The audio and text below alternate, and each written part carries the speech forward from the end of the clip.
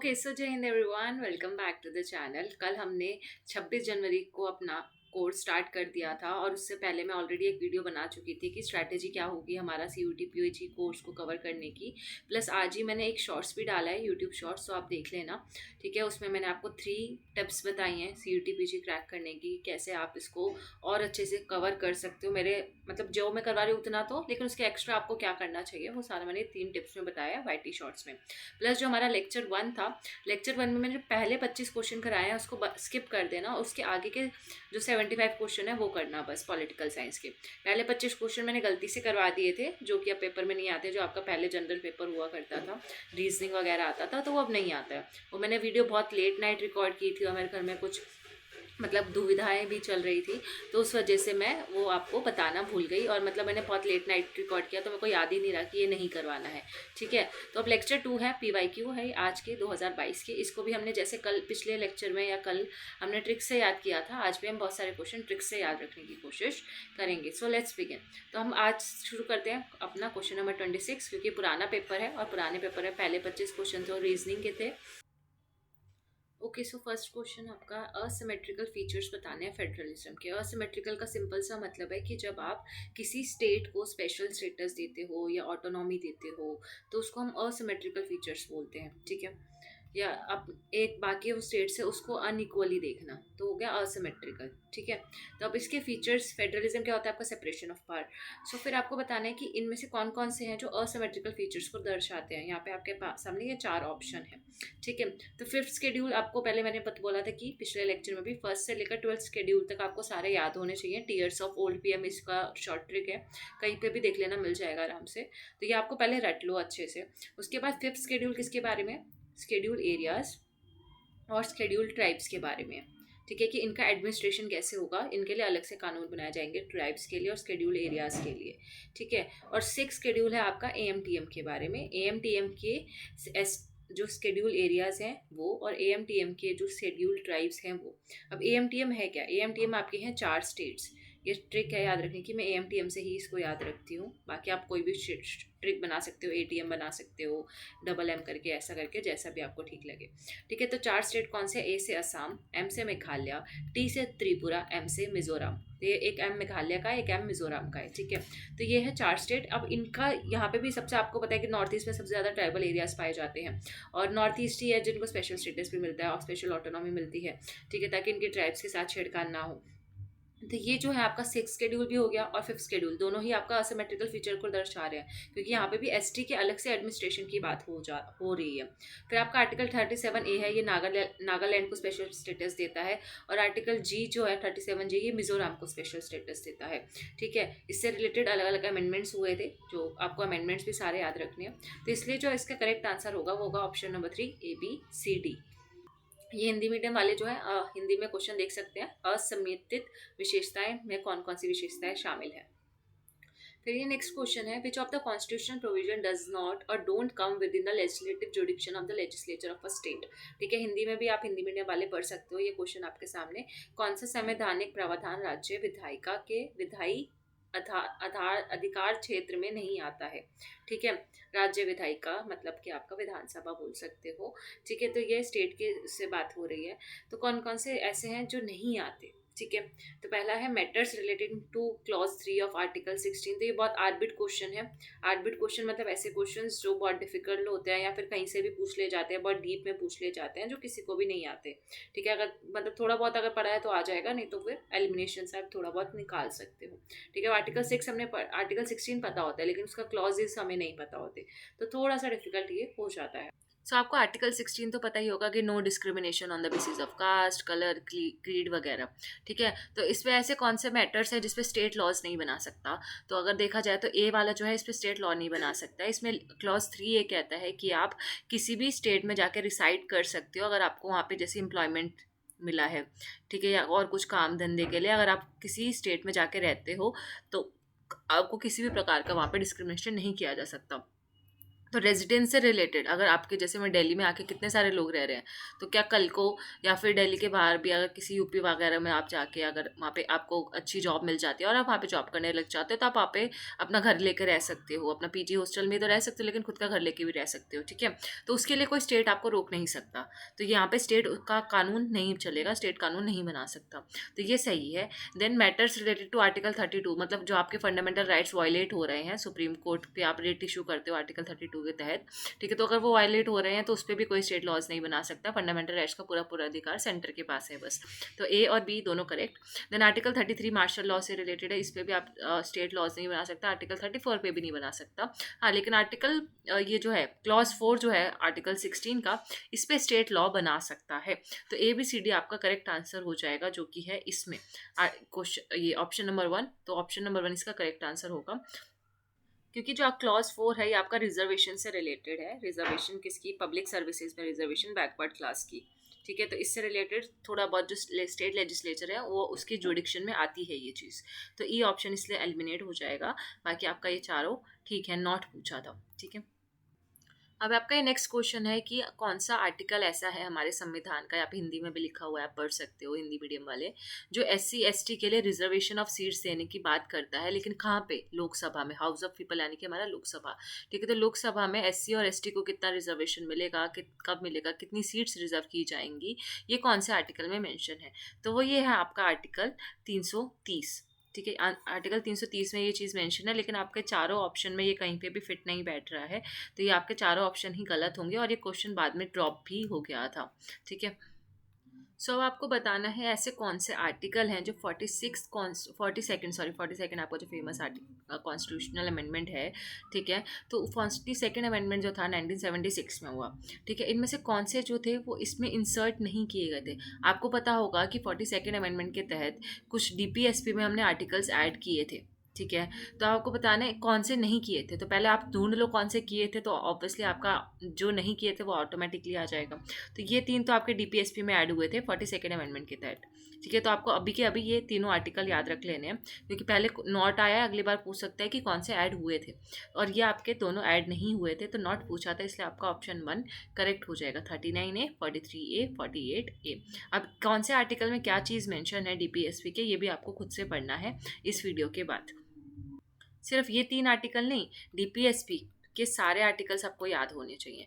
Fundamental rights सारे आपको याद होने चाहिए, ठीक है, चाहे कैसे भी याद रखो। और इवन फंडामेंटल ड्यूटीज़ जो 11 की 11 फंडामेंटल ड्यूटीज़ है वो भी याद होनी चाहिए, ठीक है। तो इसके लिए मैं ऐसा करूँगी, एक अलग से वीडियो बना दूँगी अगर टाइम मिलेगा तो, ठीक है। तो हम ये तीनों चीज़ें जो कि क्योंकि आपके लिए बहुत इंपॉर्टेंट है, हर बार पूछी जाती हैं, तो इससे हम एक ट्रिक से इनको सबको याद कर लेंगे। वैसे इसके लिए ऑलरेडी बहुत सारे चैनल्स पे ट्रिक्स अवेलेबल भी हैं, अच्छी अच्छी ट्रिक्स भी हैं, कि जिस चैनल से अच्छा लगे आप वहाँ से ट्रिक्स पढ़ सकते हो, नहीं तो मैं भी करवा ही दूँगी।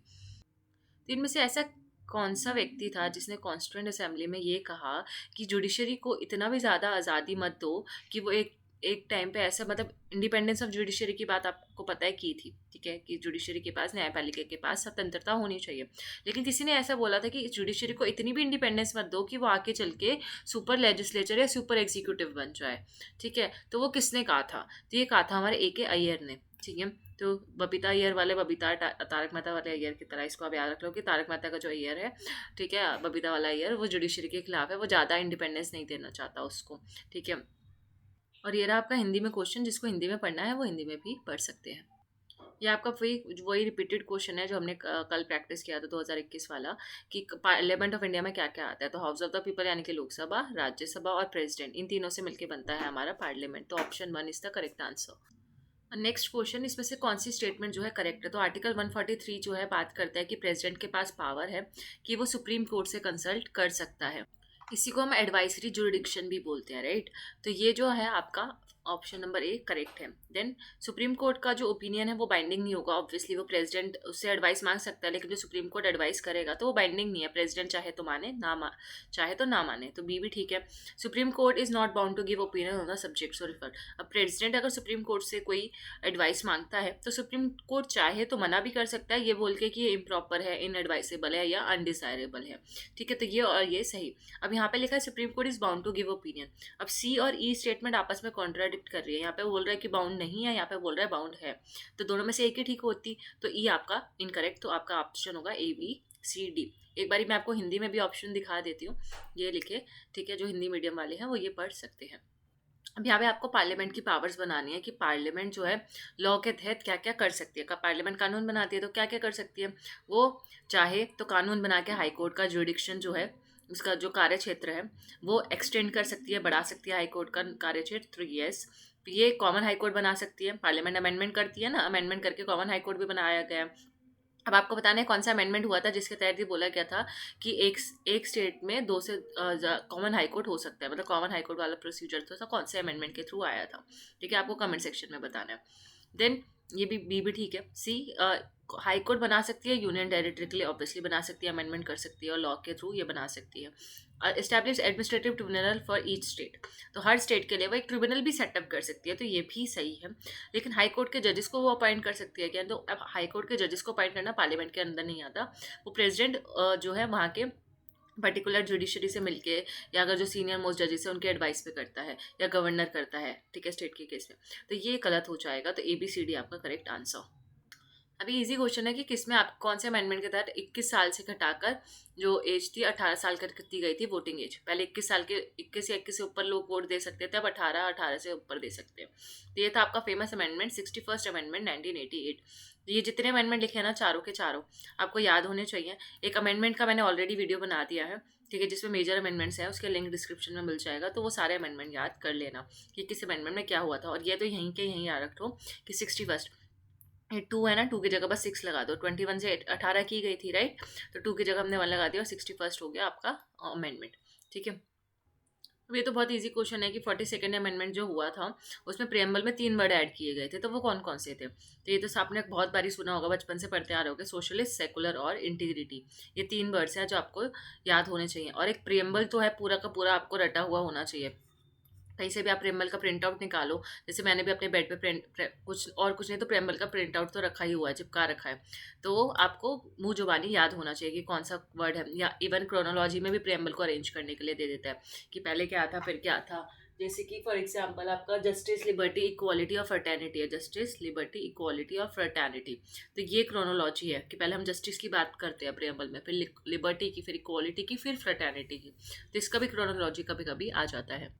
फिर आपको बताना है PIL से रिलेटेड केस सबसे पहला कौन सा था, ठीक है, जो under trial prisoners in jail. PIL बताया ना कि जब दूसरों के बिहाफ पे क्या कर सकते हो, FIR पास मतलब FIR कर सकते हो, या उसके बिहाफ पे आप केस लड़ सकते हो। अगर कोई ऐसा बंदा है जो केस खुद से नहीं लड़ पा रहा है तो आपके बिहाफ पे और कोई भी केस लड़ सकता है। तो ये आपका पहला केस था हुस्नैरा खातून वर्सेस स्टेट ऑफ बिहार, 1979 का ये केस है जिसमें पहली बार PIL का यूज़ किया गया था, रिपोर्टेड केस था ये। अभी आपका एजर्शन रीजनिंग का क्वेश्चन है, ठीक है, बहुत अच्छे से पढ़ना। एजर्शन रीजनिंग में बस एक ही ट्रिक होती है, आपको बिकॉज लगाना होता है इसके बाद, और फिर इसको एक साथ पढ़ना होता है। तो अगर बिकॉज लगा के बन रहा है स्टेटमेंट तो ठीक है, नहीं बन रहा तो फिर आपका सेकंड ऑप्शन करेक्ट होगा।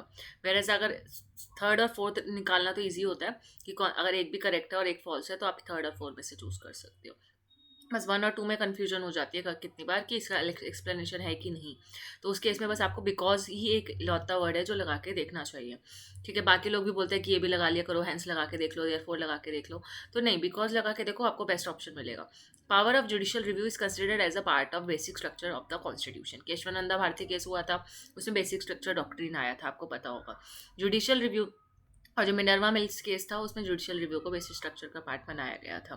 तो जुडिशियल रिव्यू जो है वो बेसिक स्ट्रक्चर का पार्ट है, क्योंकि बिकॉज सुप्रीम कोर्ट के पास ये पावर है जुडिशियल रिव्यू की। क्यों है ये पावर जुडिशियल रिव्यू की, ताकि वो जुडिशियल इंडिपेंडेंस को इंश्योर कर सके और प्रोटेक्शन ऑफ राइट्स। तो बेसिक स्ट्रक्चर का पार्ट क्यों है जुडिशियल रिव्यू, क्योंकि इससे हमारे क्या होता है, जुडिशियल इंडिपेंडेंस इंश्योर होता है और हमारे राइट्स को प्रोटेक्ट करने में हेल्प मिलती है। तो ये आपका दोनों ऑप्शन करेक्ट हो जाएंगे, इसलिए ऑप्शन 1 राइट आंसर। क्योंकि लगा के मैंने आपको बता दिया ना, सही बैठ रहा है बिकॉज। नाउ नेक्स्ट क्वेश्चन, जो judicial the powers within supervisory jurisdiction of the high court are both administrative and judicial in nature।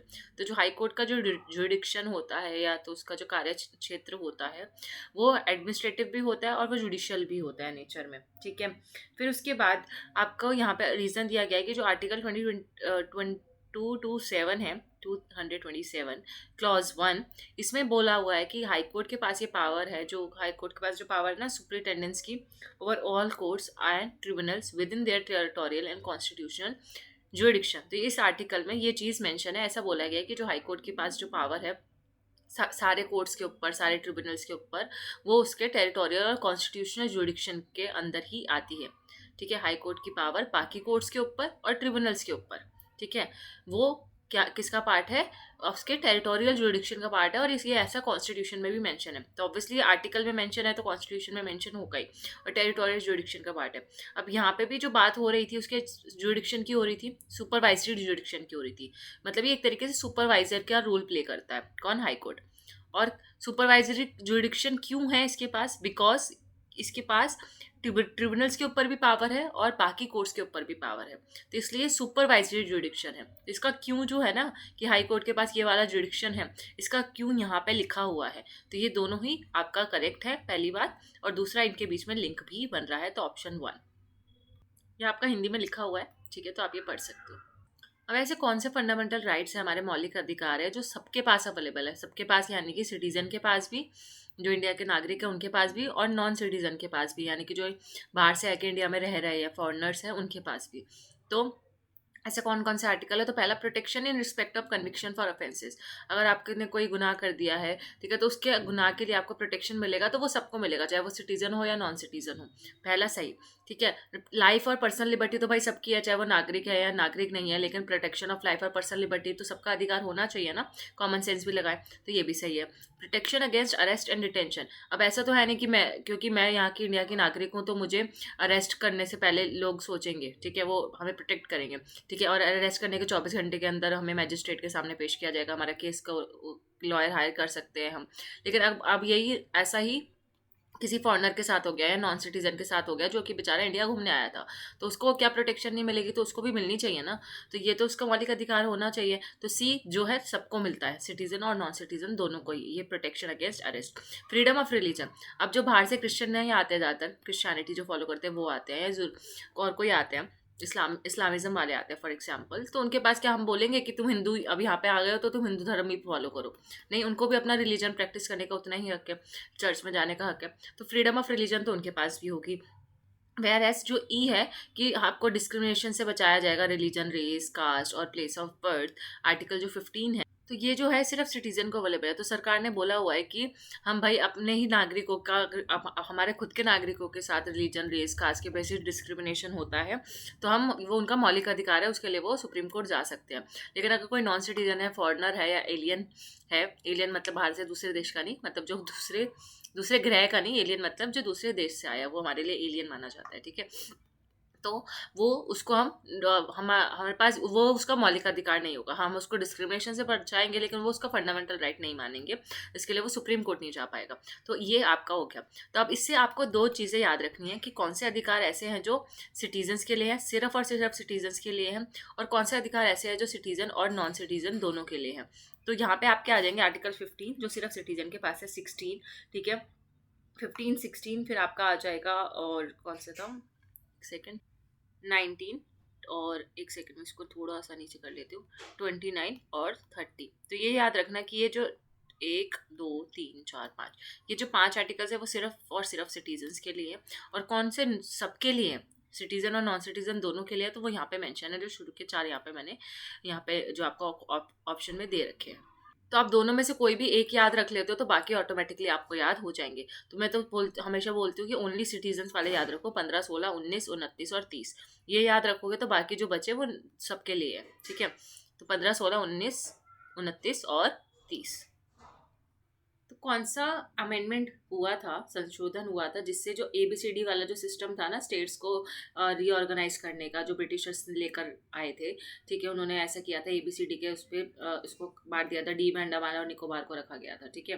तो वो अभी भी था, लेकिन ABC कैटेगरीज को हटा दिया गया था, फिर उसकी जगह आपके स्टेट्स बन गए थे और यूनियन टेरिटरीज अलग अलग बन गई थी। तो ये कौन सा अमेंडमेंट था, वो था आपका 7th अमेंडमेंट 1956 का। तो सत्ते पे सत्ता हुआ और ABC खत्म हो गया, ऐसे करके कुछ याद रख लो कि सत्ते पे सत्ता हुआ, सत्ते पे सत्ता यानी कि 7th अमेंडमेंट हुआ और ABC खत्म हो गया।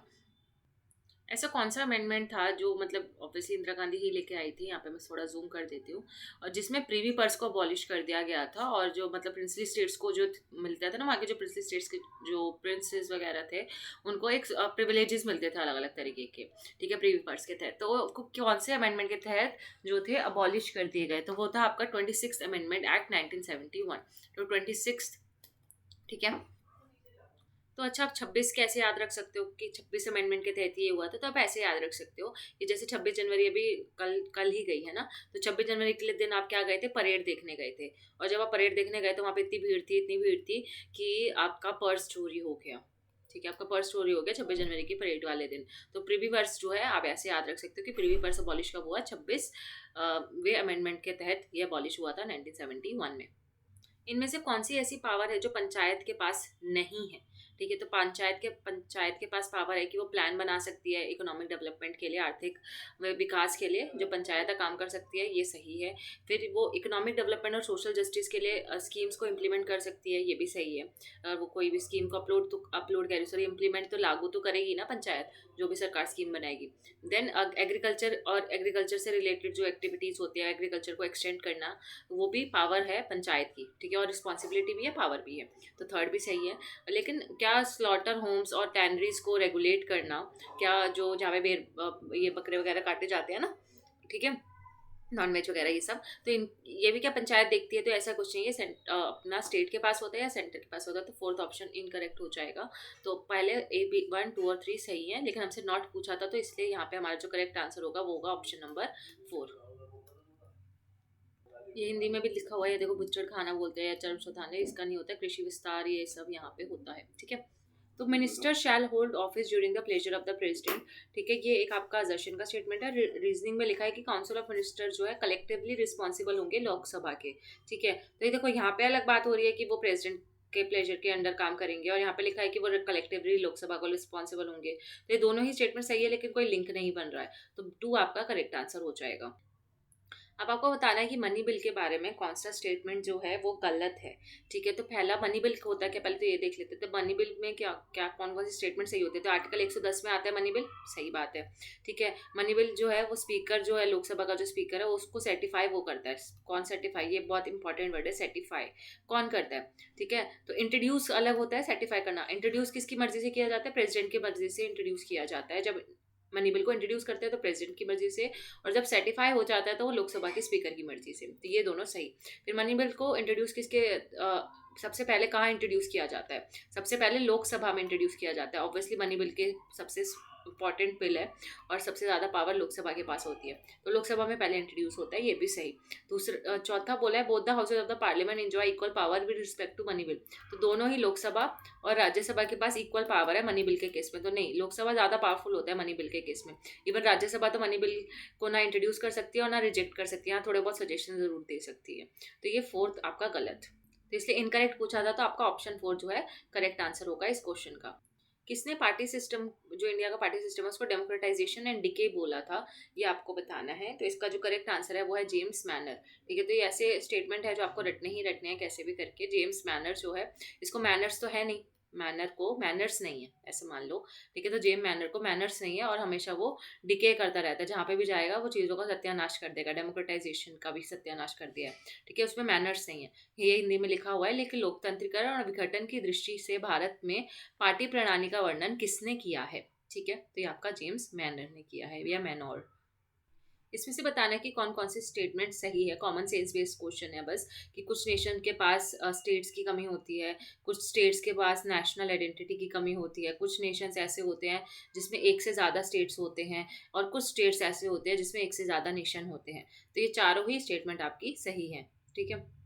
सो लग इक्वालिटेरियनिज्म का आइडिया किसने दिया था, तो लग इक्वालिटेरियनिज्म का आइडिया आपका दिया था रोनाल्ड डॉकिन ने, ठीक है। वैसे जो आपका ऑप्शन था, जो आपको पेपर में दिया गया था, पेपर में दोनों ही बी जिसने मार्क किया था और डी जिसने मार्क किया था, मतलब 2 और 4 दोनों ही करेक्ट थे, क्योंकि कोहेन ने भी इसका जिक्र किया है। तो रोनाल्ड डॉकिन लेकिन इसके मेन थिंकर माने जाते हैं, ठीक है। तो अगली बार क्वेश्चन आता है तो रोनाल्ड डॉकिन ही ज़्यादा माना जाएगा, लेकिन हाँ दोनों ही आपको मेजर थिंकर्स हैं, लेकिन मेन यही है। सो मैं आपको यहीं पर लग इक्वालिटेरियनिज्म की थ्योरी भी समझा देती हूँ, कि ये एक डिस्ट्रीब्यूटिव जस्टिस की थ्योरी है बेसिकली, ठीक है। जिसमें बोला जाता है कि अगर आपका जो क्या बोलते हैं लोगों का जो वेलबींग है, या हमारा वेलबींग बोल लो, अपना वेलबींग बोल लो, वो अनजस्ट है अगर वो किसकी वजह से हुआ है, वो ब्रूट लक की वजह से हुआ है। ठीक है, ब्रूट लक यानी कि आपका जैसे नेचुरल टैलेंट हो गया, है मतलब आपकी नेचुरल चीज़ें जो आप जिसको आप सुधार नहीं सकते थे, सोशल बैकग्राउंड आपका ऐसा था, बचपन से ही एक गरीब खानदान में पैदा हुए, आपको बचपन से पढ़ने लिखने को नहीं मिला, या आप बचपन में जब पैदा हुए वो डिसेबल पैदा हुए। ठीक है, तो वो आपका जो उसका आपको बोलते हैं ब्रूट लक। ठीक है, तो ब्रूट लक की वजह से जो आपकी वेलबींग में दिक्कतें आई हैं, तो वो तो आप वो क्या है, अनजस्ट है। ठीक है,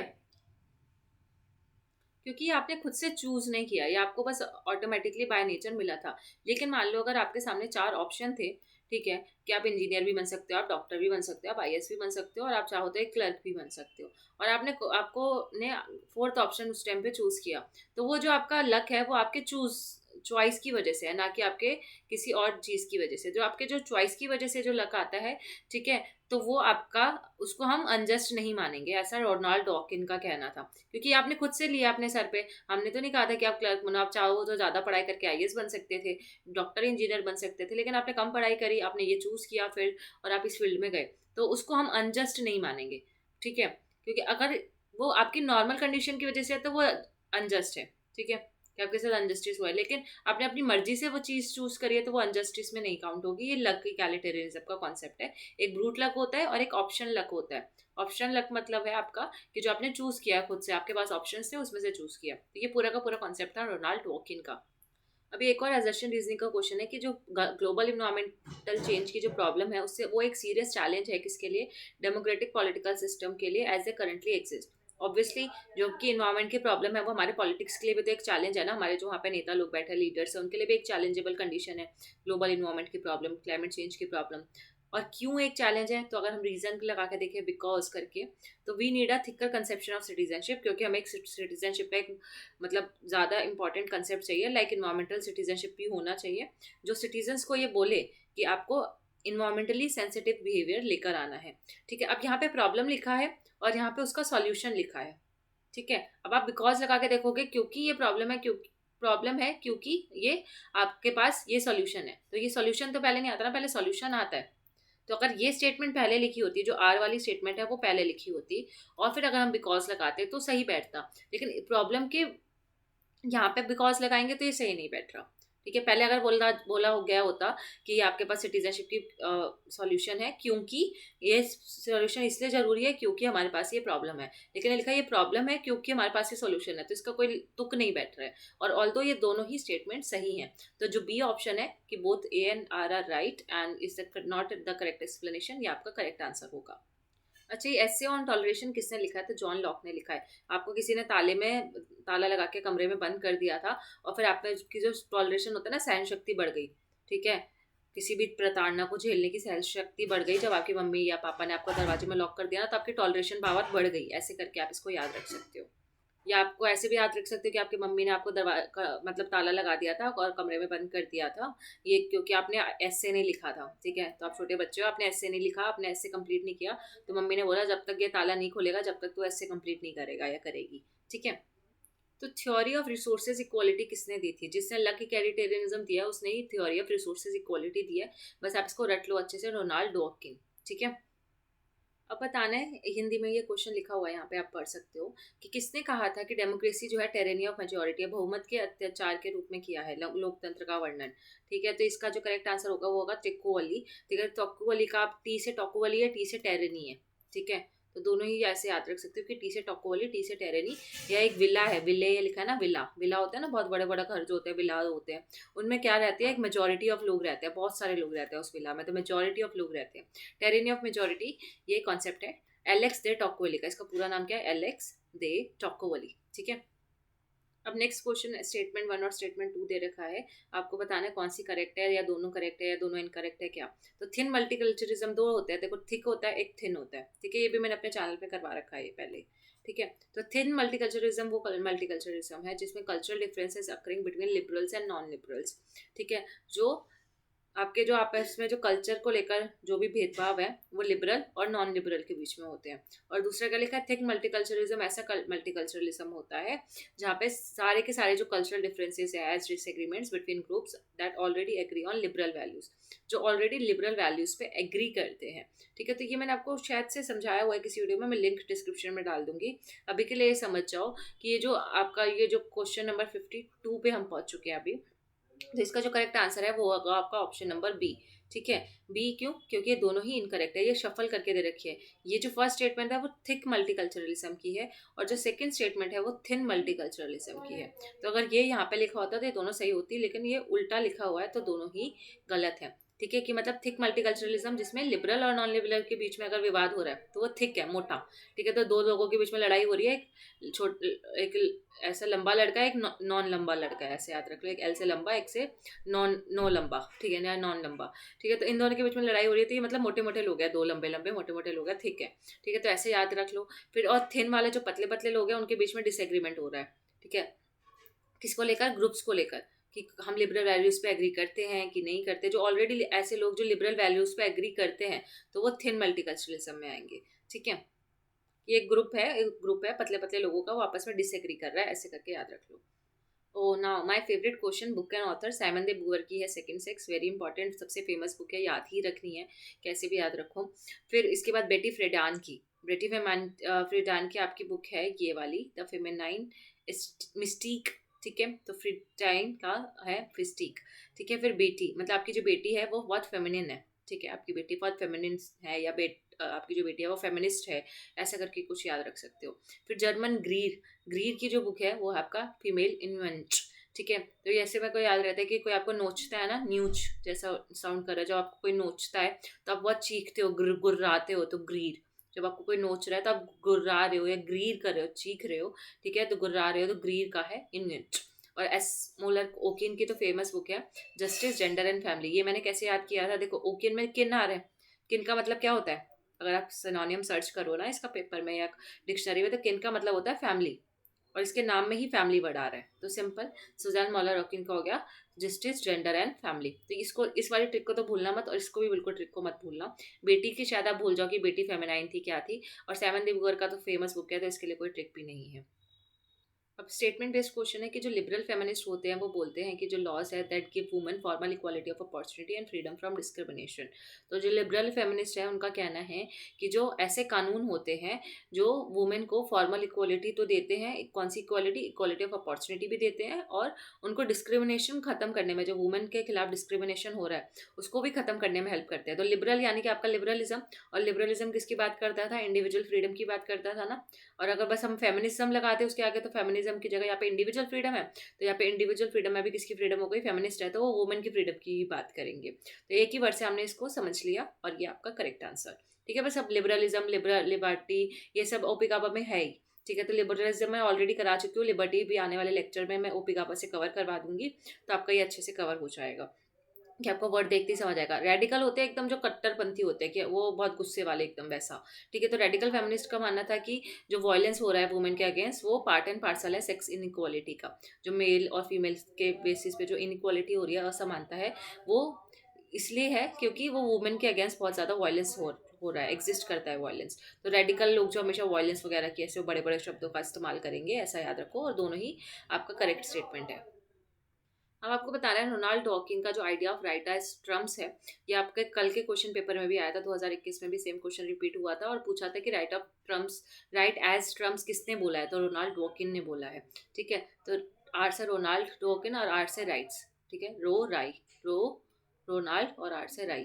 ठीक है, rights of right as trumps. ठीक है, तो या किन की, जो किन मैंने बोला ना अभी, किन क्या होता है, फैमिली होती है, तो किन किसकी, किन ट्रम्प, जो डोनाल्ड ट्रम्प है उसका किन है, उसकी फैमिली है, ऐसा करके कुछ याद रख लो, उसकी फैमिली के राइट्स की बात हो रही है।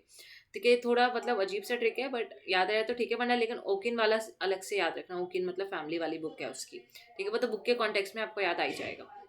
अब देखते हैं कि कौन सी करेक्ट पूछी है। ठीक है, करेक्ट में norms of the society take precedence over basic individual rights. तो सोसाइटी के जो कानून है वो ऊपर है और इंडिविजुअल के राइट्स है वो नीचे है, तो ऐसा गलत, ये इसका आंसर नहीं होगा। इंडिविजुअल के राइट सबसे ऊपर है, सोसाइटी के जो नॉर्म्स है और रेगुलेशन है वो नीचे आएंगे। फिर ये लिखा है प्रेसिडेंस, मतलब पहले हैं, सोसाइटी के कानून हमेशा पहले आएंगे और इंडिविजुअल के राइट्स बाद में आएंगे। ठीक है, ओवर, इसके हम इसको प्रायोरिटी देंगे सोसाइटी को, तो ऐसा थोड़ी हम इंडिविजुअल राइट्स को प्रायोरिटी देंगे ना। Interest of the whole community can trump individual rights, और पूरी कम्युनिटी का जो इंटरेस्ट है वो ही इंडिविजुअल राइट्स का इंटरेस्ट होना चाहिए। तो ऐसा भी नहीं है। तीसरा sorry, basic rights of the individual take moral and legal precedence over the norms. तो जो इंडिविजुअल के बेसिक राइट्स हैं, ठीक है, उन मोरल और लीगल प्रेसिडेंस है उनका, मतलब ये मोरली और लीगली ज़्यादा ऊपर है बाकियों के नॉर्म्स से, जैसे सोसाइटी के बाकी जो नॉर्म्स है उससे ज़्यादा ऊपर हमने बेसिक राइट्स को रखा है, मोरल और लीगल राइट्स, वो भी किसके, इंडिविजुअल के। तो ये है इसका मतलब, राइट एज ट्रम्प्स का मतलब मैंने आपको पिछले क्वेश्चन पेपर में इसलिए भी नहीं समझाया था, मुझे पता था कि नेक्स्ट क्वेश्चन में शायद आए। ठीक है, तो ये आपका हो जाएगा सी, मतलब only C is the right answer. So I hope आपको राइट एज ट्रम्प्स का मतलब क्या है वो समझ आ गया होगा, कि जब हम इंडिविजुअल राइट्स को ज़्यादा प्रायोरिटी देते हैं, ठीक है, दूसरे सोसाइटी के नॉर्म्स के मुकाबले, और उसमें भी कौन से राइट्स को, मॉरल और लीगल, ये मोरली और लीगली पहले ही आते हैं हमेशा। ठीक है, सो ये दोनों स्टेटमेंट है। तो इसमें लिखा है कि जेरेमी बेंथम फाउंडर थे यूटिलिटेरियनिज्म के, तो ये सही है। और जेरेमी बेंथम जो थे वो नेचुरल लॉ में मानते थे, उसके आइडिया में मानते थे। ठीक है, वो भी सही है। तो ये दोनों ही ऑप्शन आपके करेक्ट हो जाएंगे, तो इसको याद रखना। ठीक है, सो ये आपके पास एक स्टेटमेंट है और पूछा गया है कि स्टेटमेंट किसने दी है। If your aim is liberty in democracy, यदि लोकतंत्र में आपका उद्देश्य स्वतंत्रता है, तो you must teach people at the art of being free and art of governing themselves. तो आपको लोगों को स्वतंत्र रहने और स्वयं को शासित करने की कला सिखानी चाहिए। ठीक है, कि आप खुद को कैसे कंट्रोल कर सकते हो, खुद पे कैसे गवर्न कर सकते हो और स्वतंत्र कैसे रह सकते हो, तो आपको वो सिखाएगा। अगर लोकतंत्र का उद्देश्य क्या है, स्वतंत्रता है। ठीक है, सो ये स्टेटमेंट किसने बोला था, लिबर्टी से रिलेटेड या फिर आप गवर्निंग देमसेल्फ से related, out of being free, ऐसे करके कुछ स्टेटमेंट आया। तो आपको हमेशा याद रखना है ये स्टेटमेंट जो है एल्डेस हुक्सले का है, एल्डेस हुक्सले। ठीक है, तो हुक्स ले, क्या ले, स्वतंत्रता ले। ठीक है, या लिबर्टी ले। ठीक है, तो ऐसे याद कर लो कि क्या लेना क्या है, हमें लिबर्टी लेनी है, ले लिबर्टी। ठीक है, ये कौन से वाला ले बोल रहे हो, हिंदी वाला ले बोल रहे हो कि ले, या फिर ऐसे बोलते हैं ना दे दो, उसको बोलते हैं हाँ ठीक है ले लेना। ठीक है, तो वैसे वाला ले, तो ले लिबर्टी। तो इससे आप याद रख सकते हो थोड़ा बहुत कि लिबर्टी के बारे में या आर्ट के बारे में किसने बोला है, ये स्टेटमेंट है एल्डेस हुक्सले ने बोला है। फिर आपको यूटिलिटेरियनिज्म के क्या क्या कोर प्रिंसिपल्स है। एक तो यूटिलिटेरियनिज्म के नाम में यूटिलिटी आता है, तो ये तो होगा ही। ठीक है, greatest happiness of the greatest number हम इसको बोलते हैं, कि जितने ज़्यादा लोग खुश होंगे उतना ज़्यादा हमारे लिए अच्छा है, ऐसा यूटिलिटेरियन थिंकर बोलते थे। इसमें कौन आएंगे, हमारे जेरेमी बेंथम आएंगे, जो हमें थोड़ी देर पहले हमने पढ़ा था, तो इसको भी याद रखना। ठीक है, तो ये आपका greatest good of the greatest number, इनका ही कोट है, जेरेमी बेंथम का यूटिलिटेरियनिज्म है। फिर इसका मतलब ही यही होता है जो यहाँ लिखा हुआ है, maximum happiness of the maximum number of people. ठीक है, तो इसका मीनिंग ही यहाँ लिखा हुआ है, बहुत इजी इंग्लिश में लिखा है, आपको समझ आ गया होगा। ठीक है, वैसे लेजिस्फेयर क्या होता है, लेजिस्फेयर तो चलो कैपिटलिज्म का फीचर है, तो ये तो ऑड वन आउट हो जाएगा। ठीक है, तो ये इसका फीचर नहीं होगा वैसे भी। तो ये बी और डी, ये तो प्राइवेटाइजेशन और उन सब की बात करता है। ठीक है, तो ये याद रखना, प्लस ये याद रखना कि जो न्यूमेरिकल सेंस में, या आप बोल सकते हो क्वांटिटेटिव सेंस में, जिसने हैप्पीनेस को डिस्क्राइब किया था, प्लेजर को डिस्क्राइब किया था, पेन को डिस्क्राइब किया था, ठीक है, तो वो जेरेमी बेंथम थे। और इसी को हम यूटिलिटेरियनिज्म की थ्योरी बोलते हैं। कैसे याद रखोगे, आपके पास एक कार्टून आता था बेन 10, बेन 10 एक कार्टून आता था ना, इसमें बेंथम आ रहा है ना, बेन 10 कार्टून था, और ये 10 क्या है, न्यूमेरिकल है ना, क्वांटिटेटिव है। तो बेन 10 वाला जो कार्टून था उसमें 10 क्या है, क्वांटिटी है हमारी, एक न्यूमेरिकल है, एक नंबर है। ठीक है, तो ये हो गया आपका न्यूमेरिक क्वांटिटेटिव प्लेजर की बात जेरेमी बेंथम ने यूटिलिटेरियनिज्म में की है। और अगर पूछा जाए कि क्वालिटेटिव यूटिलिटेरियनिज्म किससे रिलेटेड है, ये क्वालिटी की बात किसने की है, तो क्वालिटी की बात ये जेरेमी बेंथम के बाद एक थिंकर आए थे, जे.एस. मिल, जिन्होंने जेरेमी बेंथम को क्रिटिसाइज किया था। तो क्वालिटी के लिए जे.एस. मिल, ठीक है, कि एक मिल है, मिल में एक अच्छी क्वालिटी का सामान बनाया जाता है, और बेंथम का आपका क्वांटिटी। तो इन दोनों में कंफ्यूजन हो जाता है कि क्वालिटी किसने दिया था, क्वांटिटी किसने दिया था, तो मैंने आपको ट्रिक से भी याद करा दिया। फिर एक बहुत फेमस डेफिनेशन है कि citizenship as a full and equal membership in political community, Hindi में भी पढ़ लेते हैं, नागरिकता को राजनीतिक समुदाय में पूर्ण और समान सदस्यता के रूप में परिभाषित किया गया है।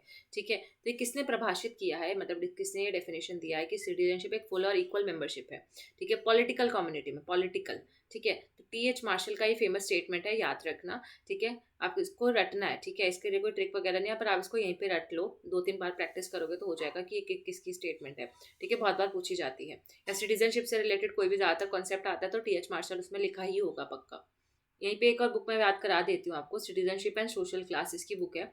ठीक है, तो ये भी कभी कभार पूछ ली जाती है, तो social class, citizenship and social class. Now entitlement theory of justice किसने दी थी? तो रॉबर्ट नॉसिक ने दी थी, याद रखना। ट्रिक इसके लिए कोई ट्रिक नहीं है, बट आपको याद रखना है कैसे भी करके। अब पूछा गया कि जॉन रॉल्स क्या थे? यूटिलिटेरियन थे, सोशल कॉन्ट्रैक्टियन थे, परफेक्शनिस्ट थे, मार्क्सिस्ट थे। मार्क्सिस्ट तो नहीं थे, यूटिलिटेरियन जे.एस. मिल बताया, और जो वो थे कौन, जेरेमी बेंथम थे। ये सोशल कॉन्ट्रैक्ट थ्योरी है जॉन रॉल्स की, जिसमें वो जस्टिस वगैरह का आइडिया देते हैं, रॉल्स थ्योरी ऑफ जस्टिस। तो सोशल कॉन्ट्रैक्ट के थिंकर है, तो ये याद रखना। सोशल कॉन्ट्रैक्ट में और कौन से आते हैं? हॉब्स, लॉक और रूसो भी आते हैं, और जॉन रॉल्स भी आते हैं। तो ये 4 थिंकर है जो सोशल कॉन्ट्रैक्ट थ्योरी के थिंकर माने जाते हैं। तो इन चारों को अलग से कहीं लिख लो और इसको रट लेना। ठीक है, हॉब्स, लॉक, रूसो और रॉल्स। या आप इसको ऐसे भी लिख सकते हो, एच आर एल आर, ये 4 थिंकर्स हो गए।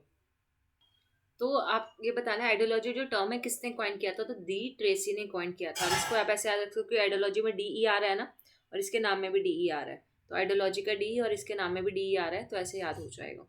या आपने किसी थिंकर की आइडियोलॉजी को ट्रेस किया है, तो दे ट्रेसी ने आइडियोलॉजी का ये वर्ड जो था इन्होंने दिया था।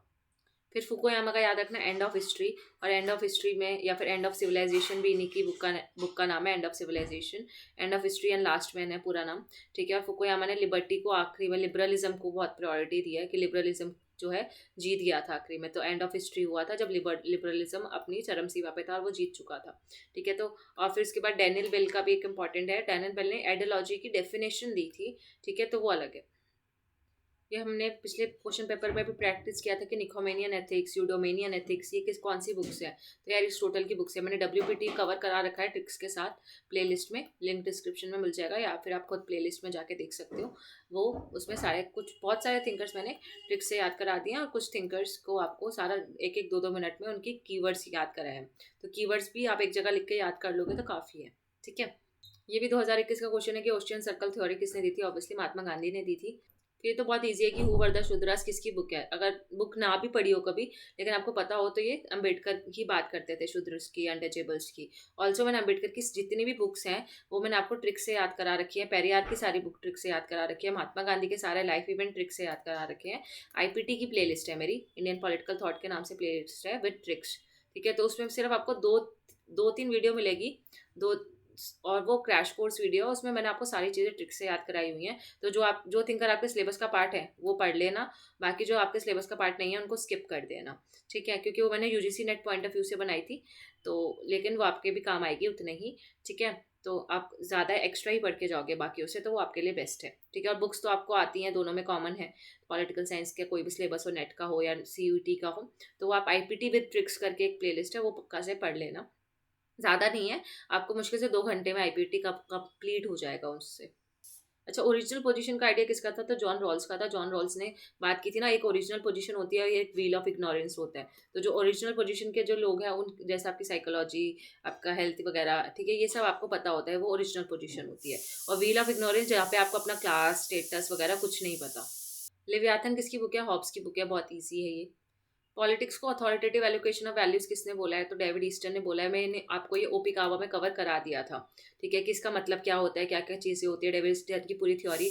एक आपको मिलेगा बिहेवियरलिज्म एंड पोस्ट बिहेवियरलिज्म के नाम से एक वीडियो मिलेगा ओपिकावा की प्लेलिस्ट में ही, बिहेवियरलिज्म एंड पोस्ट बिहेवियरलिज्म। तो वो वीडियो देख लेना, आपको ये पूरे कॉन्सेप्ट्स क्लियर हो जाएंगे। और ओपिकावा तो वैसे पूरी ही की पूरी पढ़नी है। ठीक है, मतलब पूरी नहीं, या फिर आपका आइडियोलॉजी वाला ये स्टार्टिंग के जो कुछ यूनिट्स हैं जो आपके हमेशा काम ही आते हैं। ठीक है, तो ये तो पक्का से पढ़ ही लेना ओपिकावा एंड रिव्यू इट, ताकि आपका कोई भी क्वेश्चन गलत ना हो। और इसलिए मैं यहाँ पे आप एक्सप्लेनेशन नहीं दे रही हूँ, क्योंकि वहाँ पढ़ा दिया है। रिलक्टेंट डेमोक्रेट किसको बोला जाता है? तो ये बस एक फैक्ट बेस्ड क्वेश्चन है, रटने वाला है। JS मिल को रिलक्टेंट डेमोक्रेट बोला जाता है। फिर पूछा सप्तांग थ्योरी किसने दी थी? बहुत ईजी क्वेश्चन है, जो अमत्या और आपका दुर्ग, ठीक है, ठीक है, किंग आपका राजा, ठीक है, तो ये सब किसका है? कौटिल्य का है। फिर ये जो बुक है हिंदुत्व हु इज हिंदू, ये किसकी बुक है? तो सावरकर की बुक है। ये बुक्स भी मैंने आपको सारी ट्रिक से याद कराई हुई हैं ऑलरेडी, तो सावरकर वाला भी वीडियो उसी में मिल जाएगा। जो कॉम्प्लेक्स इक्वालिटी का जो कॉन्सेप्ट है वो किसने दिया था? माइकल वॉल्जर ने दिया था, इसको याद रखना। क्योंकि आपकी जो वॉल बनवाई, आपने घर पे एक वॉल बनवाई, बहुत कॉम्प्लेक्स वॉल थी वो, एक बहुत कॉम्प्लिकेटेड स्ट्रक्चर बना हुआ था उस दीवार पे। अभी बताने कि इसाया बर्लिन की इनमें से कौन सी बुक है। तो इसका जो राइट आंसर है वो है 4 Essays on liberty. Taking right seriously किसकी है? रोनाल्ड डॉकिन की है, याद रखना। ठीक है। कॉन्स्टिट्यूशन ऑफ लिबर्टी आपका F.A. हाइक का है। ठीक है, हाइक की भी सारी बुक मैंने ट्रिक से याद करा दूंगी। ये आपका लिबरलिज्म वाला जो वीडियो उसमें मैंने याद भी कराई हुई है। और what wrongs with the negative liberty, ये है आपका चार्ल्स टेलर की बुक है, जो कि मल्टीकल्चरलिज्म के थिंकर है। इसका एक और वो भी कॉन्सेप्ट है, पॉलिटिक्स ऑफ रिकॉग्निशन। ठीक है, मैंने आपको कल याद भी कराया था कि जो एक टेलर है उसको क्या चाहिए होती है, उसको पहचान चाहिए होती है सोसाइटी में, कि एक अच्छा टेलर या दर्जी जो होता है उसको पहचान चाहिए। तो जब उसको पहचान नहीं मिल पा रही तो वो बोल रहा है कि व्हाट्स रॉन्ग, कि यार मैंने ऐसा क्या गलत किया जो मेरे को पहचान नहीं मिल पा रही है, ऐसा टेलर बोल रहा है। तो ये आ गई आपकी ट्रिक इसको याद करने की। बाकी 4 Essays ऑन लिबर्टी साया बर्लिन का है, और 2 Concepts ऑफ लिबर्टी जिसमें वो नेगेटिव और पॉजिटिव लिबर्टी की बात करते हैं, ये भी इसाया बर्लिन का। इसाया बर्लिन के ऊपर मैंने ऑलरेडी एक वीडियो बना दिया है, जो आपको लिंक मैंने प्रीवियस वीडियो के डिस्क्रिप्शन में भी दे दिया था, तो वो देख लेना। फिर ये कंसिडरेशन और रिप्रेजेंटेटिव गवर्नमेंट किसका है? तो आपका जेएस मिल का, सॉरी जेम्स मिल नहीं, जेएस मिल का है। जेएस मिल के ऊपर मैंने एक ट्रिक से एक वीडियो बनाया था 1 मिनट का, जिसमें मैंने आपको याद कराया था mills.por.gov.in। ठीक है, तो इससे आपको पूरी इसकी सारी बुक्स एक साथ याद हो जाएंगी। मैं आपका लिंक डिस्क्रिप्शन में डाल दूंगी, यूट्यूब शॉर्ट्स बनाया हुआ है उस पर। ठीक है, सो ये तो बहुत इजी क्वेश्चन है। यूनाइटेड नेशंस क्या है? यूएन। यूएन एक इंटरनेशनल ऑर्गेनाइजेशन है, सबको पता है, ये इजी। फिर इंडिया पाकिस्तान के बीच में कौन कौन से वार हुए थे? एक तो 47-48, एक 65 वाला हुआ था, एक 71 वाला हुआ था जो बांग्लादेश की वजह से हुआ था। ठीक है, एक फिर 99 वाला कारगिल वॉर है। ठीक है, लेकिन इसमें सबसे ज़्यादा ये होगा आपका ये वाला ऑप्शन। और जो 1962 वाला है वो तो इंडिया चाइना का वॉर है, राइट। तो ऑप्शन 1 राइट होगा इसका आंसर। फिर आपको बताना है इनमें से कौन रियलिज्म के थिंकर है। तो इसका करेक्ट आंसर है हेंस जे मॉर्गनथॉ। पीछे इस कुकर की सीटी की आवाज आ रही हो तो अवॉइड करना। हेंस जे मॉर्गनथॉ इसके बेस्ट थिंकर हैं। इसको मैंने आपको आईआर का जो मैंने ग्लोबल पॉलिटिक्स का बुक कराया था उसमें भी मैंने कराए थे इसके 6 प्रिंसिपल्स, तो वो भी हमेशा पूछ लिया जाएगा कभी, तो वो भी वहाँ से पढ़ लेना। फिर रॉबर्ट किहॉन और जोसेफ नाय जो है आपका कॉम्प्लेक्स इंटरडिपेंडेंस के थिंकर हैं, तो वो अलग से याद रखने हैं। देन इमैनुअल वॉलरस्टीन आपके वर्ल्ड सिस्टम थ्योरी के थिंकर हैं। ठीक है, world system theory. So I hope आपको इन चारों का कॉन्सेप्ट याद हो गया होगा। मॉर्गनथॉ का रियलिज्म कहा गया, किहॉन और नाय का कॉम्प्लेक्स इंटरडिपेंडेंस, और इमैनुअल वॉलरस्टीन का वर्ल्ड सिस्टम थ्योरी। तो इन चारों का कॉन्सेप्ट याद रखना। फिर आपका जो सार्क है वो कब बना था? South Asian association of regional corporation 1985 में बना था। कहाँ इसका हेडक्वार्टर है? काठमांडू में इसका हेडक्वार्टर है। कितनी इसमें कंट्रीज आती है? तो 8 कंट्रीज आती है। काठमांडू का है, नेपाल में है। 8 कंट्रीज कौन कौन सी है? MBBS pen.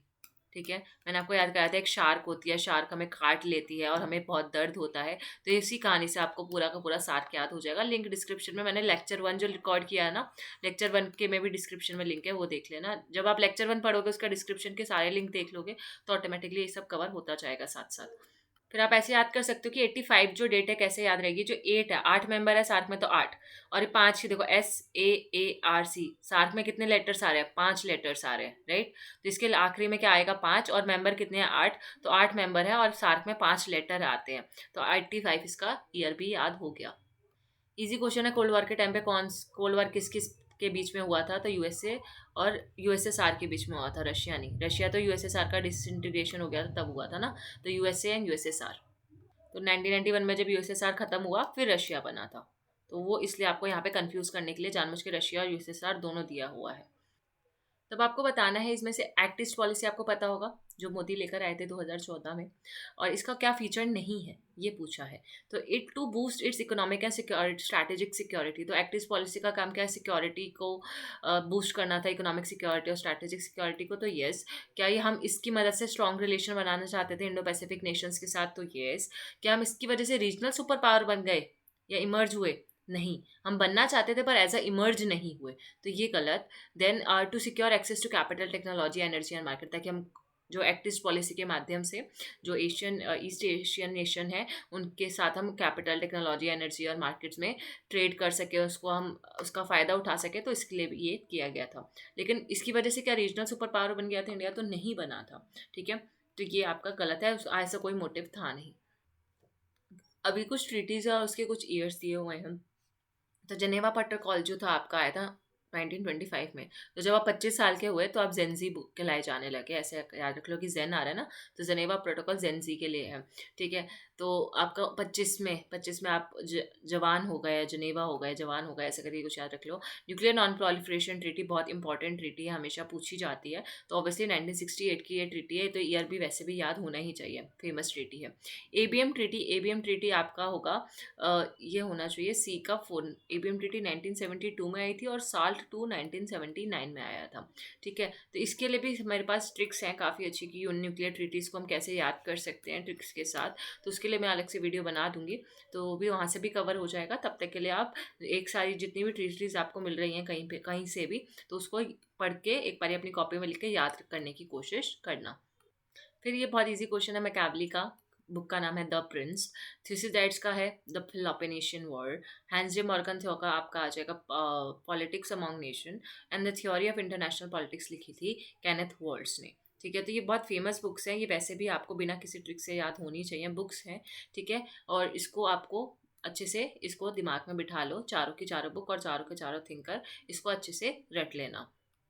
सो अब आपको ये कुछ कोल्ड वॉर के इवेंट्स हैं यहाँ पे। ठीक है। इनको क्रोनोलॉजी में अरेंज करना है। ठीक है, कि पहले कौन सा हुआ फिर कौन सा हुआ। तो ये बहुत इंपॉर्टेंट इवेंट्स है, आपको सबको याद होने भी चाहिए। जैसे क्यूबन मिसाइल क्राइसिस का इवेंट जो है वो आपको पता है 1962 का इवेंट है। स्विस क्राइसिस की अगर मैं बात करूँ तो जो स्विस क्राइसिस है आपके 1956 में हुए थे, बहुत इंपॉर्टेंट डेट है, याद रखना। देन जो स्विस कनाल क्राइसिस भी इनको हम बोलते हैं। तो सोवियत ने जब सोवियत इंटरवेंशन हुआ था अफगानिस्तान में, मतलब यूएसएसआर जो आज के टाइम पर रशिया है, उसने अफगानिस्तान पे अटैक कर दिया था। तो ये कब की बात है, तो ये आपका आएगा 1979 में। वियतनाम वॉर की अगर मैं बात करूँ तो वियतनाम वॉर आपका 1975 से शुरू हुआ था, नहीं 1955 से शुरू हुआ था और 1975 तक चला था। ठीक है, 55 से शुरू हुआ और 20 साल चला ऑलमोस्ट। फिर कोरियन वॉर 1953। अब आपके सामने मैंने डेट्स लिख दी हैं, आप इसको क्रोनोलॉजी में लगाओगे तो सबसे पहले कोरियन वॉर आएगा, तो आपका जो करेक्ट आंसर होगा ये होगा, और सी आखिरी में आएगा 1979। तो ये आपका हो गया करेक्ट आंसर। ठीक है, इसमें फिर आप खुद से देख सकते हो कौन सी डेट्स हैं, और इसको डेट्स को भी याद कर लेना, ईयर्स को, सॉरी डेट्स को नहीं, ईयर को। ठीक है। तो ये सारे ही इंपॉर्टेंट ईयर है। स्पेशली स्विस कनाल क्राइसिस तो पहला यूएन इंटरवेंशन था, तो वो तो याद होना ही चाहिए। तो ये आपका 1956 में हुआ है। तो इसको आप ऐसे याद कर सकते हो कि हमें 56 इंच का सीना चाहिए स्विस कनाल से लड़ने के लिए। इतनी बड़ी कनाल है वो स्विस कनाल, उसके क्राइसिस को सॉल्व करने के लिए हमें कम से कम 56 इंच का सीना तो सही चाहिए ही चाहिए। और क्यूबा मिसाइल क्राइसिस तो आप एनसीईआरटी में 11-12 से कब से पढ़ते आ रहे होगे। ठीक है, स्कूल टाइम से ही पढ़ते आ रहे हैं। तो 1962 का है ये। और वियतनाम और ऐसे याद कर सकते हो कि हमारे बचपन में वियतनाम गए थे हम। बचपन बचपन बचपन बचपन यानी कि 55 है ना, ऐसे याद थोड़ा थोड़ा एक जैसा लग रहा है ना, बचपन बचपन। तो हम बचपन में वियतनाम गए थे घूमने, या बचपन में हमारा नाम रखा गया था। हाँ, ऐसे याद रखना ज़्यादा इसी रहेगा। अभी मुझे ट्रिक याद आई। बचपन में हमने हमारा नाम रखा गया था, तो बचपन में हमारा नाम रखा गया था, यानी कि वियतनाम वॉर हमारे बचपन में हुआ है। बचपन बचपन बचपन, नाम रखा गया हमने बचपन में। ठीक है, तो ऐसा याद हो गया। और ऐसे याद रखो कि जो कोरिया है, कोरिया में जो रिया है, रिया जो है, रिया से हम 53 में मिलने गए थे, या कुछ 3 साल बाद मिलने गए, या तीन तीन आ रहा है ना, रिया के नाम में REA, रिया। रिया के नाम में 3 लेटर्स आ रहे, तो 53 ऐसा करके कुछ याद कर लो। वैसे जो कोरियन वॉर था वो 1950 में शुरू हुआ था। ठीक है, 50 से 53 तक चला था, तो मैंने 53 डेट वाली डेट लिखी है, लेकिन 50 में ये शुरू हुआ था और 53 तक चला था। तो ये आपको दोनों ही पूरा एक ईयर याद रखना है। कभी कभी क्वेश्चन में अगर पूछ लेगा कभी, तो 50 भी लिखा हो सकता है कि आपने अपनी 50वीं जो सालगिरह थी वो रिया के साथ मनाई कोरिया में। ठीक है, तो कोरिया में रिया के साथ 50वीं सालगिरह बनाई, और 3 साल तक आप मनाते ही रहे, 3 साल घूमते रहे। तीन, रिया में 3 लेटर्स आ रहे हैं तो 3। ठीक है, तो 50 और 53। अभी नाम के बारे में, जो नॉन अलाइनमेंट मूवमेंट था उसके बारे में, ये कौन सी स्टेटमेंट जो है करेक्ट है। जो नाम है, जो नाम ऑर्गेनाइजेशन बनाई गई थी, वो किस लिए बनाई गई थी, ताकि जो डेवलपिंग कंट्रीज हैं उनके इंटरेस्ट, उनके कंसर्न्स और उनके एस्पिरेशंस को ध्यान में रखा जा सके, उनको रिप्रेजेंट, हम उनके इंटरेस्ट को भी रिप्रेजेंट कर सके डेवलपिंग कंट्रीज के लिए। तो ये सही है।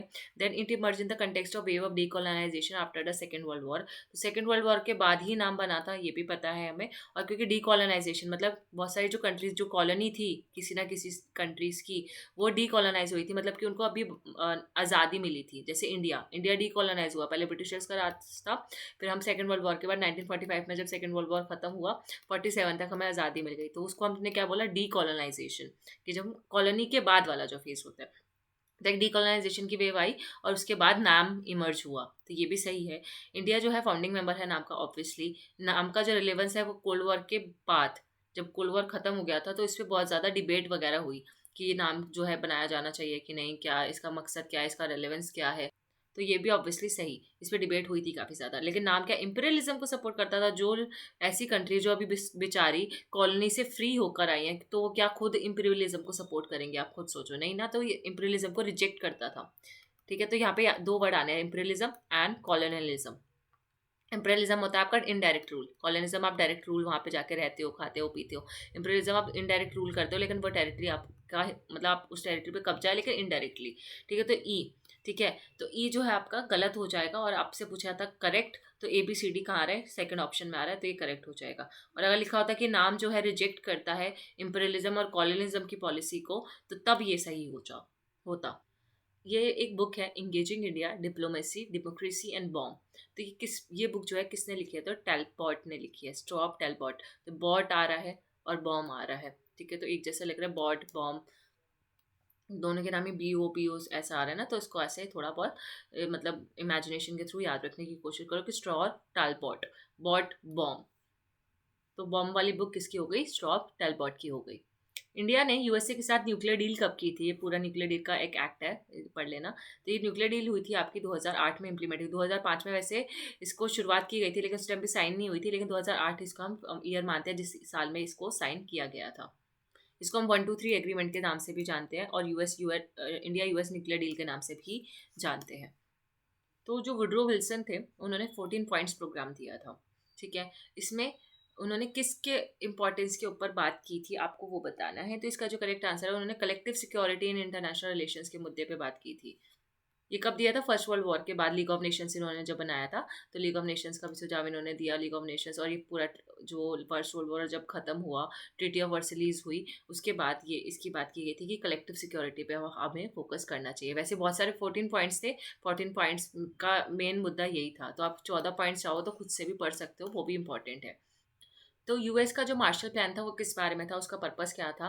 पहला तो जो यूरोप की जो कंट्रीज हैं जहाँ पे वॉर अभी अभी हुआ है, ठीक है, और उस वॉर की वजह से उनको बहुत ज़्यादा उन पे कर्जा चढ़ गया है, ठीक है, तो उनको मतलब या वॉर की वजह से उनको बहुत ज़्यादा नुकसान हुआ है। तो US का कहना था कि हम उन यूरोपियन कंट्रीज़ को जो अभी बेचारी वॉर ग्रस्त है, ठीक है, जिनको वॉर की वजह से नुकसान हुआ है, उनको हम इकोनॉमिक लोन्स देंगे। तो ये मार्शल प्लान का पहला मुद्दा था, तो ये सही है। फिर दूसरा, US जो है वो एक फेवरेबल इमेज बनाना चाहता था अपनी एज अ क्रेडिटर, कि देखो मैं सबको क्या दे रहा हूँ, लोन दे रहा हूँ, तो ताकि उसकी इमेज सुधरे। और जो जो USSR के पास जो लोग जा रहे हैं ना, कम्युनिस्ट जो बन रहे हैं, वो कम्युनिस्ट ना बन के वो USA को ज्वाइन कर ले, ठीक है, USA के फेवर में हो जाए। तो इसलिए भी उसने मार्शल प्लान चलाया था, तो ये भी सही है। देन इकोनॉमिक स्टेबिलिटी और पॉलिटिकल ऑर्डर को इंश्योर करने के लिए वर्ल्ड वॉर 2 ऑर्डर, जो वर्ल्ड वॉर 2 के बाद इकोनॉमिक स्टेबिलिटी आ सके, पॉलिटिकल ऑर्डर आ सके, इसके लिए भी ये मार्शल प्लान का ये भी एक पर्पस था। तो 4 आपका फोर्थ ऑप्शन यानी कि ऑल ऑफ द अबव सही होगा। इनमें से क्या MDG का पार्ट नहीं है? तो आपको पता होगा 8 MDGs हैं, आपको सारे के सारे रटे हुए होने चाहिए, ठीक है। इसके लिए बहुत सारी ट्रिक्स है, आप खुद से भी बना सकते हो। तो पहला आपका MDG है extreme poverty and hunger, then universal primary education, then gender equality और वुमेन को एम्पावर करना, ये भी एक MDG गोल है आपका। लेकिन साउथ साउथ कॉपरेशन किसी MDG में ऐसा कुछ लिखा हुआ नहीं है और नॉट पूछा था, तो आपका फोर्थ ऑप्शन जो है गलत हो जाएगा, और यही इसका राइट आंसर भी है। तो 8 के 8 MDG विद क्रोनोलॉजी याद रखने हैं कि फर्स्ट MDG किसके बारे में बोलते हैं, सेकंड MDG में क्या है, थर्ड में क्या है। जैसे पावर्टी, शुरू में हमने पावर्टी और हंगर खत्म किया, फिर जब गरीबी और भुखमरी खत्म हो गई थी, फिर हमने बच्चों को एजुकेशन दी, फिर जेंडर इक्वालिटी और एम्पावर मूवमेंट की बात करी। तो ये तो पहले के 3 तो यहीं पे लिखे हुए हैं। जो थियोडोर लॉविस हैं, उन्होंने पब्लिक पॉलिसी के कुछ टाइप बताए थे, ठीक है। इनमें से कौन सा टाइप उन्होंने नहीं बताया था? तो वेलफेयर पॉलिसी जैसा उन्होंने कुछ नहीं बताया था, ये 3 तरीके की पॉलिसी बताई थी, ठीक है। तो आपको यहीं के यहीं याद रख लेनी है, अगली बार क्वेश्चन में आ सकता है कि ये 3 टाइप ऑफ पॉलिसी आपको क्वेश्चन में लिख देगा और पूछेगा कि अच्छा ये 3 टाइप की पॉलिसी किसने बताई है, या कोई चौथा ऑप्शन कुछ और डाल देगा और यही ऑप्शन को फिर से रिपीट भी कर सकता है। तो रेगुलेटरी पॉलिसी, डिस्ट्रीब्यूटिव पॉलिसी और रीडिस्ट्रीब्यूटिव पॉलिसी, ये 3 टाइप की पब्लिक पॉलिसी थियोडोर लॉवी ने दी थी, ठीक है। तो अब ऐसे आएगा लॉबी, लॉबी का क्या है, RDR, ठीक है, रेगुलेटरी, डिस्ट्रीब्यूटिव और रीडिस्ट्रीब्यूटिव। तो जो लॉवी होते हैं, मतलब लॉवी यानी कि जो लवेबल पर्सन है, यानी कि जिसे सब प्यार करते हैं, लॉवी पर्सन, ठीक है। तो वो डियर बोलते हैं ना आपस में, जैसे डियर बोलते हैं, तो डियर लॉवी लवेबल के लिए यूज़ किया जाता है। तो डियर बन रहा है इससे कुछ, डी आर डियर, ठीक है। तो एक और आर लगा दिया, तो ऐसे करके कुछ थोड़ा सा याद रख सकते हो। अब आ गया क्वेश्चन नंबर 91 कि हॉथॉर्न एक्सपेरिमेंट के बारे में क्या सही है। तो it was a study of how individuals behave in organization, कि एक ऑर्गेनाइजेशन में इंडिविजुअल कैसे बिहेव करते हैं। ये एक Hawthorne works of western electrical company थी यूके में, वहाँ पे ये एक्सपेरिमेंट किए गए थे। तो इसका जो करेक्ट आंसर है वो है ऑप्शन नंबर 1, सिर्फ यही सही है, बी गलत है। तो ये कहाँ हुए थे, ये यूके में नहीं हुए थे, ये यूएसए में हुए थे। यूएसए में भी कहाँ, शिकागो में हुए थे। अच्छा, हॉस्टन एक्सपेरिमेंट किए किसने थे, एल्टन मेयो ने किए थे। तो ये भी आपको इनका भी नाम याद रखना है, पब्लिक एडमिनिस्ट्रेशन के इंपॉर्टेंट थिंकर है। फिर प्रिंसिपल्स ऑफ साइंटिफिक मैनेजमेंट किसकी बुक है, तो टेलर की बुक है। पब्लिक एडमिनिस्ट्रेशन के मैंने सारे थिंकर्स ट्रिक से याद करा रखे हैं। स्पेशली जो टेलर है, टेलर को तो मैंने बहुत बहुत ही अच्छी कहानी से याद करा रखा है अपनी प्लेलिस्ट में। तो पब्लिक एडमिनिस्ट्रेशन का भी आपका ऑलरेडी कवर्ड है मेरी प्लेलिस्ट में, तो आप वहाँ से देख सकते हो। हेनरी फ्योल याद करा रखा है, गुल्लिक, उर्विक, ये तो गुल्लक की स्टोरी से याद कराए हैं, ठीक है। उर्विक जो है ये वीक है, बहुत वीक बंदा है, उसकी स्टोरी से याद कराया है। हेनरी फ्योल मैंने आपको जनरल फ्योल से याद कराए हैं, ठीक है। टेलर को मैंने आपको दर्जी की स्टोरी से याद कराया है। तो बहुत इंपॉर्टेंट और बहुत सारी बुक्स और कॉन्सेप्ट सब कुछ ट्रिक से याद कराया है, एक बार देख लेना, ठीक है। पब्लिक एडमिनिस्ट्रेशन की प्लेलिस्ट आपको मिल जाएगी मेरे चैनल पे। और कोई भी प्लेलिस्ट ना मिल रही हो, दिक्कत आ रही हो, तो मेरे से कमेंट सेक्शन में मांग लेना। अच्छा, बाउंडेड रेशनैलिटी का कॉन्सेप्ट किसका है आपको बताना है, तो ऑब्वियसली हर्बर्ट साइमन का है। ये भी मैंने आपको ट्रिक से याद कराया है वहीं पब्लिक एडमिनिस्ट्रेशन की प्लेलिस्ट में। और इसका मीनिंग क्या होता है वो भी आपको वहीं पता चल जाएगा कि बाउंडेड रेशनैलिटी का मतलब क्या होता है। ये भी करवा रखा है, ये ड्रॉर भी करा रखे हैं, लिंडबॉम भी करवा रखे हैं, आई गेस, देख लेना।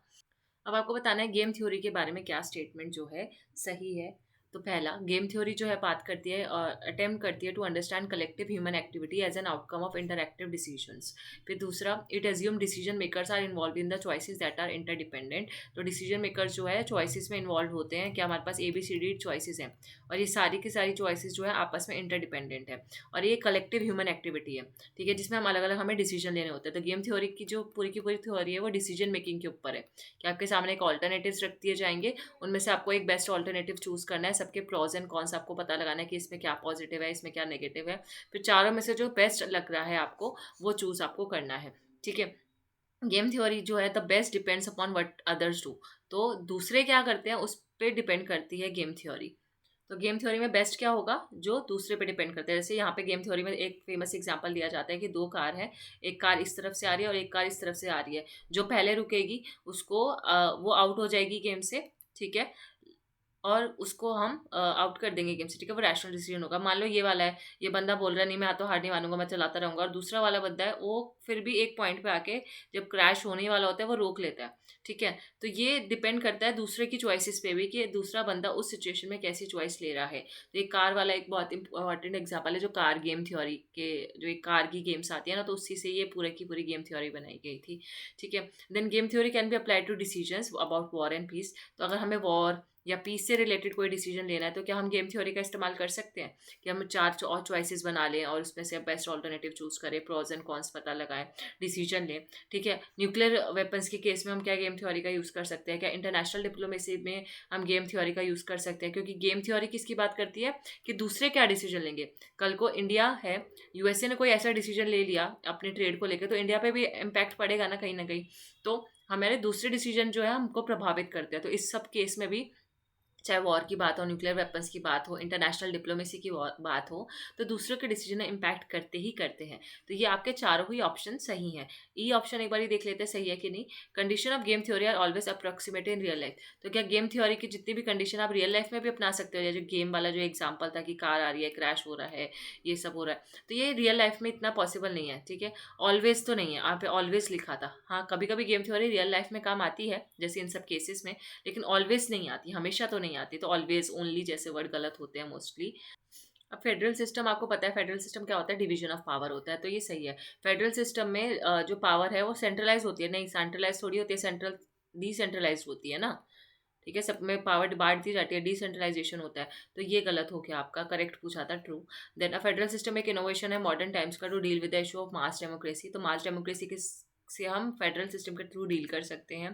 फेडरल सिस्टम जो है रीजनल यूनिट्स हैं जो पार्टिसिपेट करती हैं डिसीजन मेकिंग प्रोसेस में फेडरल लेवल पे, तो ये भी सही है। Then it is a characterize by primacy of territorial representation. तो फेडरल सिस्टम में सबसे पहले अपनी जो टेरिटरीज होती हैं उसको मतलब तवज्जो दी जाती है, प्राइवेसी दी जाती है, या फिर उसको प्रायोरिटी दी जाती है कि अपने टेरिटरी को तो कम से कम रिप्रेजेंट करें, सबको इक्वल प्रतिनिधित्व का अधिकार दें। फेडरल सिस्टम होता है उसका तभी तो हम डिवीजन ऑफ पावर करते हैं ताकि सबको इक्वल रिप्रेजेंटेशन मिल सके। तो ई भी सही, बस बी गलत होगा, तो आपका ये वाला जो स्टेटमेंट है 2 ऑप्शन करेक्ट होगा। अच्छा, कैच ऑल पार्टी ये जो टर्म है ये किसने दिया था? कैच ऑल पार्टी मतलब एक ऐसी पार्टी होती है जो हर तरीके के लोगों को अट्रैक्ट करने की कोशिश करती है, चाहे फिर वो मिडिल क्लास हो, पुअर क्लास हो, रिच क्लास हो, या फिर वो किसी भी कास्ट से बिलोंग करता हो, किसी भी आइडियोलॉजी से बिलोंग करता हो। ये एक तरीके की अम्ब्रेला पार्टी होती है जो सबको साथ लेके चलने की कोशिश करती है। ठीक है, तो कैच ऑल पार्टी ये जो टर्म है किसने दिया था, मतलब ये सबको कैच कर रही है जो भी इसके रास्ते में आ रहा है। तो ये ऑटोमैन क्रिश्चियन ने दिया था वैसे। ठीक है, तो ये ऑप्शन नंबर 4 इसका करेक्ट आंसर होगा। इसको आप ऐसे याद कर सकते हो कि एक ऑटो होता है ना, जो आप ऑटो, तो आप रोज ऑटो पकड़ने जा रहे हो तो ऑटो कैच कर रहे हो आप कि मेरे को सारे ऑटो मिल जाए, कोई भी ऑटो मिल जाए चलेगा, तो आप मतलब रास्ते पे खड़े हो, मतलब रोड के, ठीक है, और आपको एक ऑटो चाहिए, आपको जॉब पे पहुंचना है या कॉलेज पहुंचना है, तो ऑटो को आप कैच करना चाह रहे हो। ठीक है, कि कोई भी ऑटो को मैं कैच कर लेता हूँ, फटाफट कॉलेज पहुंच जाता, तो ऑटो से आपको कैच ऑल पार्टी याद रहना चाहिए। अब आपको बताना है कि कंपैरेटिव पॉलिटिक्स में मॉडर्न अप्रोचेस कौन कौन से हैं। तो behavioural approach, structural functional approach, system approach, या ऑल ऑफ द अबव। तो इसका जो करेक्ट आंसर है वो होगा all of the above. Comparative politics की मैंने प्लेलिस्ट बना रखी है, उसमें मैंने आपको थिंकर्स याद करते, इवन ओपी गाबा में भी मैंने आपको behavioural approach, structure approach, trust system approach करवा रखा है। एक बार ही देखना, उसमें अप्रोचेस करके एक वीडियो होगा ट्रेडिशनल अप्रोचेस का, और एक दूसरा वीडियो होगा मॉडर्न अप्रोचेस का, दोनों ही। तो दोनों ही आपके लिए इंपॉर्टेंट है, उसमें भी मैंने बहुत सारी ट्रिक्स याद कराई हुई हैं, structural functional approach, system approach, David Easton का ये भी पूरा याद करवाया, और इतने अच्छे से पढ़ाया हुआ है कि आपको याद भी हो जाएगा और बहुत अच्छे से समझ भी आ जाएंगे सारे अप्रोचेस जो कंपैरेटिव पॉलिटिक्स के हैं। तो बस आपको ओपी गाबा तो कुछ भी करके खत्म करनी है, क्योंकि ओपी गाबा एक ऐसी बुक है जिसमें पॉलिटिकल थ्योरी भी चैप्टर कवर हो रहा है, जिसमें आपका कंपैरेटिव पॉलिटिक्स भी कवर हो रहा है, जिसमें पॉलिटिकल प्रोसेस भी कवर हो रहा है, काफ़ी सारी चीज़ें कवर हो रही हैं। अब इनमें से कौन सा क्लासिकल एलीट थिंकर में नहीं आता? देखो, पेरिटो आता है, मिशेल्स आता है, मॉस्का भी आते हैं। ठीक है, इन तीनों की थ्योरीज भी उतनी ही इंपॉर्टेंट है। कंप्यूटर जो है वो नहीं आते, वो आपके ये कैपिटलिस्ट सोशलिस्ट करके इनकी एक बुक है, कैपिटलिज्म सोशलिज्म एंड डेमोक्रेसी। ठीक है, तो ये इनकी बुक पूछी जाती है, यूजीसी नेट के पेपर में तो पूछी जाती है, इसमें भी पूछी जा सकती है, तो ये बुक भी याद रखना। जे एस कंप्यूटर की बुक है, और ये एलीट थिंकर नहीं है, पेरिटो, मेशियल और मोस्का पेरिटो इसके थिंकर है। ठीक है, तो ये भी मैंने एलीट थ्योरी भी आपको मैंने पॉलिटिकल प्रोसेस इन इंडिया के जो स्टार्टिंग का है, या कंपैरेटिव पॉलिटिक्स की एक प्लेलिस्ट है, उसमें करवा रखे हैं।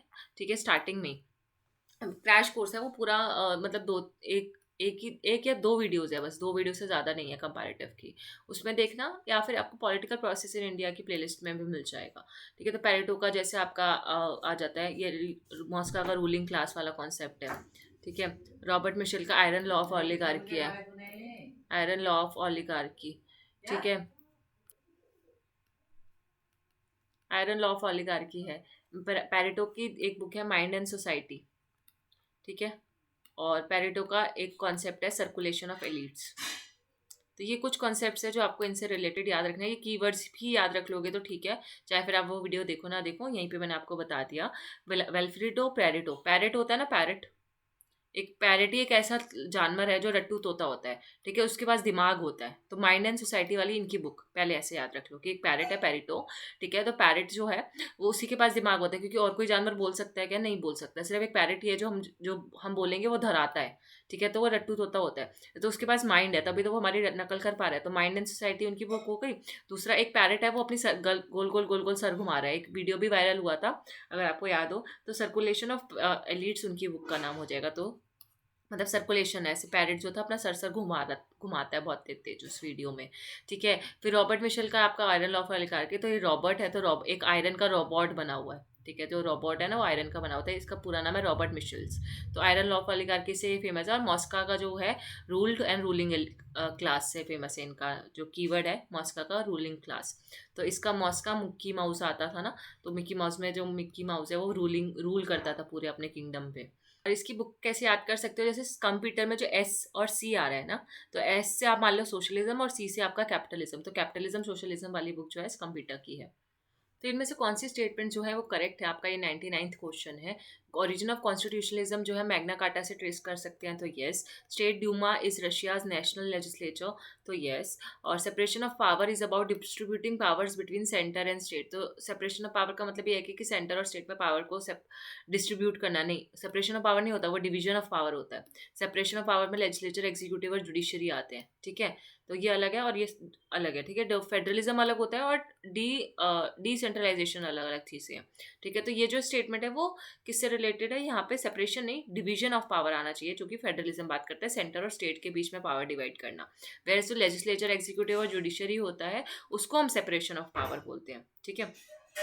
तो ये आपका गलत हो जाएगा बेसिकली। और कनाडा में पार्लियामेंट्री फेडरल पॉलिटी है, पार्लियामेंट्री सिस्टम है, तो ये गलत है, ठीक है। तो ए और बी आपका करेक्ट आंसर है। सो आई होप आपको समझ आ गया होगा कि सेपरेशन ऑफ पावर में लेजिस्लेचर, एग्जीक्यूटिव और जुडिशरी आते हैं, और डिवीजन ऑफ पावर में सेंटर और स्टेट्स के बीच में पावर डिवाइड होती है। और जो कनाडा है वो फेडरल स्टेट है, ठीक है। पार्लियामेंट्री फेडरल पॉलिटी नहीं है, सिर्फ एक फेडरल स्टेट है, ऐसा आपको बोलना चाहिए, ठीक है।